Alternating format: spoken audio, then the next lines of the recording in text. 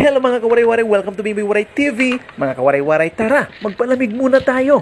Sobrang init na naman, di ba mga kawaray-waray? Lalong tumataas yung mga heat index ng bawat lugar. Kaya, hindi pwedeng hindi tayo magpalamig mga kawaray-waray. Mag-blend tayo ngayon ng prutas.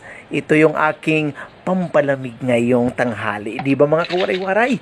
Kinahanglan gud magpataghom. Diri pwede nga diri kita uminom hinda mga tubig.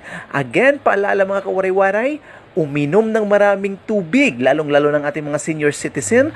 Huwag lumabas ng bahay kung hindi naman kailangan. At kung lalabas man, magdala ng payong. Huwag lalakad sa napakainit na lugar. Kailangan umiwas sa init. Di ba mga kawaray-waray? Kailangan natin magpalamig-lamig muna, kailangan mag-shake. Kaya ito ang iyong kawaray-waray, hindi nang katiis, nag-shake, balitaw mga kawaray-waray. Ayan, buti na lang may mga natirang prutas dito sa bahay, may grapes at saka apple. Ayun, gagawin natin itong pampalamig ngayon. Di ba mga kawaray-waray? Simpleng pangpalamig lang kawaray-waray, okay na yan. Kahit tubig lang. Importante hindi ka ma-dehydrate, di ba? Maraming salamat.